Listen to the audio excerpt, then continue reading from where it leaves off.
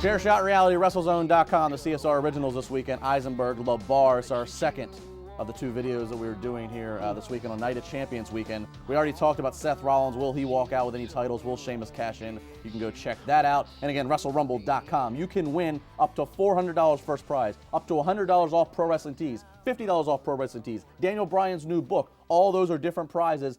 They've paid out over $5,000 in winnings over the last 2 years. It grows every time because more and more people get on it. Yeah. It's a great way to make a simple pay-per-view, like a Night of Champions, be more entertaining because now it's like doing fantasy football. It makes the games more entertaining because you have a chance to win some money. It's fantasy wrestling, baby. I'm going to win the money, though. You know that, right? I'm going to cash it in, WrestleRumble.com. Check it out. Get your bidding in now. But we're going to start off the predictions with you, Mr. LeBar. We are going to start. Let's get it going with the pre-show match. It is Neville and the Lucha Dragons going up against the Cosmic Wasteland. I see the Cosmic Wasteland winning this because I see more potential in this. At the same time, it's a pre-show and they'd like to use the faces to get over. But if WWE really wants to invest in Stardust and the Ascension, which I think they should more than the Lucha Dragons and Neville as a team, as a unit, I think this is a really great start for them. I'm interested to see the match, 7-8 minutes, some high-flying moves. I do think that the Ascension and Stardust need to win this match. They have more to gain than Lucha Dragons and Neville. There's not one reason that I will give anybody of Neville and the Lucha Dragons needing to win this. If you paired Stardust and the Ascension, both who have kind of gotten a little bit off the tracks, a little lost, you could say, with their characters, you're putting them together. I'm not sure how I feel about it, but I'm willing to give it a try. Hey, we see sometimes the unexpected works. Just take a look at New Day. You have to have the Cosmic Wasteland win. There's no other excuse for any other finale, but you're right. I am looking forward to these all 6 guys, very talented, the potential. And this would be a good time for them to utilize Stardust. We said last week who's the most wasted talent. I said Cody Rhodes, but obviously they're going to keep the Stardust gimmick. It's going to be interesting to see where they go from here. Can they go from here? Yes or no? I think they can. They always can. They always can. A little lukewarm water? Well, okay. Just everything can be done. It's just a matter of how you do it. Not everything can be done. Everything can be done. Next match, Rusev, the Bulgarian Brute, with Summer Rae versus Dolph Ziggler. A grudge match that we saw at SummerSlam. Obviously, this could be the last part of this long and drawn-out storyline. I want to leave the studio right here on Wood Street, downtown Pittsburgh. I want to go to the nearest firearm store. I want to find the biggest batch of explosives I can. I want to go take a big, giant piece of poster board. I want to write this match down. I want to put the explosives on top of it, and I want to detonate. Blow this thing up. Wow. This has become, and I am a fan of Rusev. I'm a fan of Lana, a fan of Dolph Ziggler, a fan of Summer Rae. Blow it up. Just build a clock. Stop it and restart everything. Just completely. It's gotten so bad. Everything from the detours that they suffered from as soon as Lana and Rusev split up, Rusev getting hurt, and then Dolph goes to film a movie. Now Lana's injured. It can't catch a break. We've certainly found that, I'm not saying Lana can't still be the star that I was envisioning on her own in the Divas division, but maybe right now they need to just go ahead and put her back with Rusev until the time is right. I could care less. This is going to be a good match, entertaining, but I don't even know if I'm going to watch it because I have no point in it. I have an interest in watching it because I think they're going to put on a good match in the ring. They did a good match at SummerSlam. They didn't have as much time. But now with 7 matches on the card, obviously 3 hours to fill, you can give these guys 15 minutes of good ring work. I think Rusev needs to make Dolph Ziggler tap out, or even pass out, really. But I think you're right. Rusev needs to win. This has come to a point where WWE knows that there's nowhere else to go. 2-3 weeks ago, they spent 3 or 4 pre-recorded segments during Raw to hype up another segment that was live in the ring, and it didn't go anywhere. That's where the WWE's at. They're stuck in neutral with this feud, and they can't keep going any forward. All right, moving on here. The next one we got Kevin Owens versus Ryback. Interesting pairing, huh? I think it's a little too soon for a championship match between Ryback and KO. And let's be honest, Ryback, keep feeding more. Whatever you do there, you feed me more, but take the microphone away from you. I'm sorry, it didn't work out for me on Raw. I do think that somehow, some way, Ryback wins. And actually, I think Kevin Owens wins by disqualification. Something happens, some screwy finish. I can't see the title being dropped off of Ryback right now because he's at a point where this is the first really good feud. So why would you drop the title in this feud that could be even more 2-3 months down the road? I absolutely agree with you. I like this feud. It was funny. I'd said it on a Tuesday wrestling reality on Triple I Radio. I'd randomly said it a few Tuesdays ago. I said, Ryback versus Kevin Owens would be an interesting pairing. And then that night it was a SmackDown where they literally started that. So I was happy to see this. The verbal back and forth was odd. Obviously, Ryback saying it was terrible. What was with the book? Well, and that's the I've thing. never fought somebody over a book. Well, they're not fighting over a book. Oh, they were fighting over. I like this book. This book did so much for me. They were making a point of ideologies. I'm fine with that. What was interesting was once Kevin Owens got out there, it really felt like they almost not necessarily went off script, but they definitely got a little more improv. There's a lot of cutting each other off, interrupting, which that's fine. It feels organic and natural, but I'll say this to Ryback. That might not be the game that he wants to get into because I think Kevin Owens is going to beat him every time in that game, but I completely agree with you. I think this is something that's going to go on at least into October, so therefore you need, I think, something like Kevin Owens getting a DQ. If he would win the title, it would have to be a very cheap way. He'd have to basically steal the title if they want to keep this going. Well, he'd always get a rematch clause, and that's something you could always do. Yeah. But I think we both agree it's not the point right now to drop it from Ryback. This is the first actual feud, aside from Big Show, that has some potential. Well, not aside from Big Show, that didn't have potential. For Ryback. That actually has potential. It's his freshest opponent. It's a fresh opponent, different in the ring. It's going to expose if Ryback is ready to go in the main roster on the big time, and can he compete with a guy who's as agile and athletic as anybody for a big man at 275. That there is the most interesting thing to me here. You have Kevin Owens, who obviously doesn't move like a guy of traditionally of his size. We can see him do moonsaults. We see him do everything. But Ryback is the more typical WWE guy. So it'll be very interesting to see what Ryback can pull out of Kevin Owens and what Kevin Owens can pull out of Ryback. Well, will Devon and Bubba Ray be getting the tables? Devon, get the table. Dudley Boyz versus the New Day for the WWE Tag Team Champions. LeBar, who you got? I got to go with the Dudley Boyz. I see first off, the New Day, fantastic material every time they're out there, I think, and they're not going to be harmed if they lose the title. In fact, it might just give them more steam because they're going to have more to complain about. The Dudley Boyz have came in, have full momentum, have so much attention by everybody. Everybody's popping for the Dudleys' return. It makes perfect sense. Give the titles to them. It's going to give a shot of energy and enthusiasm and interest in the tag division.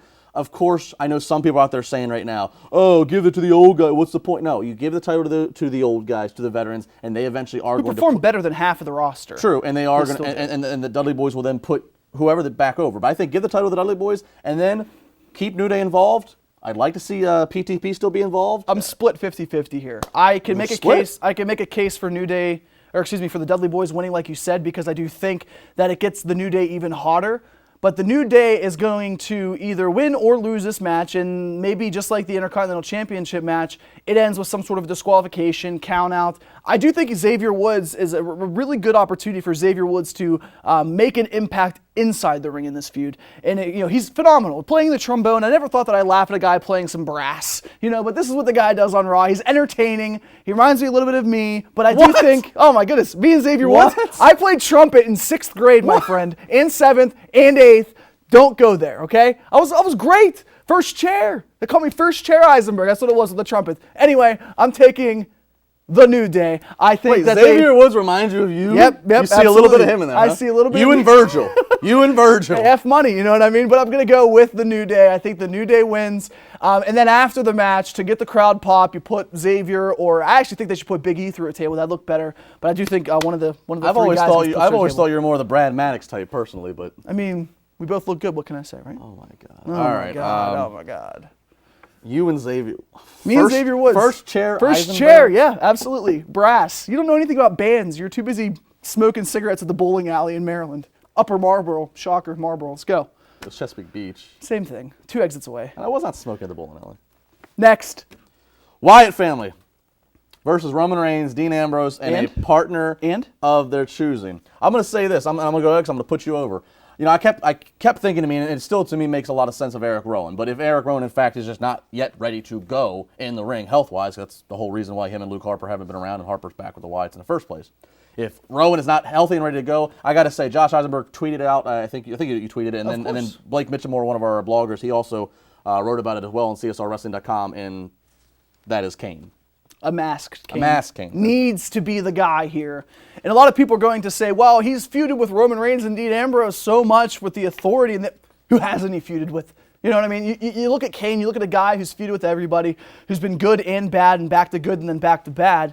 You need Kane if you want to bring him back. And I think that they were advertising him about a month ago for a show on Raw. Maybe he comes back or he's listed as appearing. This is the perfect opportunity. A huge pop. The guy immediately becomes interesting to people, but you need to put the mask back on. I don't care what you say. If you bring Kane out there dressed like the dress slacks and no shirt like he just got, I don't even know. I have no comparison for it. You need the mask back on Kane. Now, first off, let me negate a few other options that people continue to tweet and talk about. No, it's not going to be Daniel Bryan. And no. Hell no ain't going to be The Rock. I don't know what kind of funky cold Medina you've been sipping on, but the fact of the matter is, if you're going to have Daniel Bryan or The Rock, you are going to advertise that. You ain't going to be doing, and first off, I can see, obviously, anybody would love to have The Rock as a partner. They need a monster to combat with Braun Strowman. Daniel Bryan. Hercules isn't a monster. I love Daniel Bryan. Hercules isn't a monster, I Justin. love Daniel Bryan, but the guy goes up to Strowman's belly button. It's not going to be Daniel Bryan. They're going to ease him back in. His health is a legit thing, guys. They're not going to put him in the ring with 3 Wyatts. So just stop all those tweets. Do you remember the last time that you said Daniel Bryan's not going to appear? Daniel Bryan's not going to be the partner. Daniel Bryan's not going to be the partner. I'll make you a deal. I don't think it's going to happen either. But if it does, I get to host the show without you for an entire week. Deal? Entire week? Without me? Yeah, I'll let you do a couple of things. Oh, there's the handshake. joy. Okay, joy. Fantastic. Oh, Daniel Bryan will not be the partner. I agree. But the bet's there. But I got to say this, though. I think the Wyatt family needs to win this. Absolutely. I don't care who I don't care who the third partner is. The Wyatts lost. I mean, they have to get, like, this could be the start of a, they have to win. They have to win. Especially since they lost at SummerSlam. Exactly. They have to win, and Braun Strowman has to do a couple of really big moves, but you just got to rely on your boy Luke Harper, man. Let him carry the match. Let Bray be psychology in the ring. You have a great balance between these 3 guys. Let them do their thing. Wyatts have to win. If they lose, I'm going to be fired up next week on the Wyatt family losing at Night of Champions. Luke Harper, most wasted talent in WWE. There you go. Check that out from last week. In the final match here, you've seen the Seth Rollins predictions in part 1, part 2, wrapping it up. It should have been the main event on Raw. I'm going to say it now. I don't care for Sting and Big Show. Nikki Bella, Charlotte, Divas title. Who you got? Charlotte. Yeah? Charlotte, I made it abundantly clear. I'm not going to rehash all this. Between my radio, you know how I stand on this. It was done completely. I'm completely justified in everything they did. They got great heat on Nikki Bella. You might be such a mark that you don't think you're a mark, but there's great heat on Nikki Bella. I don't care if it's because of this reason, that reason. There's heat on her. People want to see her lose the title. They did it right. That was free TV. Make you pay to see the title change. Charlotte beats Nikki Bella. Charlotte's going to be. It's a great situation. You don't for Charlotte. pay to see a Divas Championship change hands. You pay to see Sting. You pay to see John Cena. You pay to see Seth Rollins. The point being, the title should have changed hands on Monday night. No, it should and have it should not. have ended the show. Do you know why? Here's what happens, Justin. This might be the 3rd match of the night, the 4th match of the night, getting 7 to 10 minutes probably. Okay, it's gonna get a good spot. Yeah, it's gonna get a pretty decent spot. But it could have gotten the main spot on Monday Night Raw right before Night of Champions, and you could easily have just thrown a rematch on Sunday and do that again. You needed to have, especially since it felt like a big match. Didn't it feel like a big fight feel? It had a big fight. And what fight happened? feel. And what happened at the end? It did not feel big. It did not feel powerful. It felt so weak. It was so forced down our throats time and time again. It was a. I'm not gonna say it. It was an F finish. It was exactly what it needed to be. It was free television. Draw. The heat is on her. The heat is on Nikki Bella. I don't care how you want to say it. Don't give me the bullshit about X-Pac heat, because that's a BS way. BS term. That was the way to do it. Fired up over here. I've been fired up all week about this. That's why I shared. We're not going to agree with this because that title should have changed hands. Nikki Bella has great heat. She had great heat before. There's no need for you to water down a match of this caliber on Raw and use it for Night of Champions whenever it's the championship match for Sting, Seth Rollins' second match against John Cena for the U.S. title, who's going to be the Wyatt family's, or the Shield's third partner against the Wyatt family. There's more storylines there. This could have spotlighted Lita and Trish Stratus on Raw. Instead, it was more like Melina and Michelle McCool. You really think on a go-home show you're going to end with the Divas title change rather than ending with selling your top main event, which has Sting, Seth Rollins, and John Cena involved in it? That makes no sense. It makes sense. No. Okay, maybe not end it, but put it at 10 o'clock, have her win the title. You just told me the main event here, and you just told me this whole time you want to main event the whole damn Well, I thing. put my foot in my mouth maybe just a little bit. But no, the title should have changed hands. Whether it's on at 8 o'clock, whether it's on at 10 o'clock, 11 o'clock, doesn't matter. Should have changed hands. First chair Eisenberg over here, now big mouth. Big mouth. You like that nickname, don't you? First chair. First chair. One ST. There's many nicknames that have developed over the years of this guy, and First Chair Eisenberg is Do you even know what first chair is? Yes, it's like the first string. There you go. Like in That's all football. you need to know. Starter. First string backup. Please. You're the Josh McCown. Get the hell What? over it. I do great commercials. I don't know about that. That was Luke McCown. Yeah, nice try. Whatever. Chairshot Reality, WrestleRumble.com. Enjoy Night of Champions. We'll be live tweeting as always. We'll see you again next week. Again, make sure you check out Periscope. Every single Thursday, you can see some of the behind the scenes Thursday 4:30 Periscope on the WrestleZone channel. We are out of here.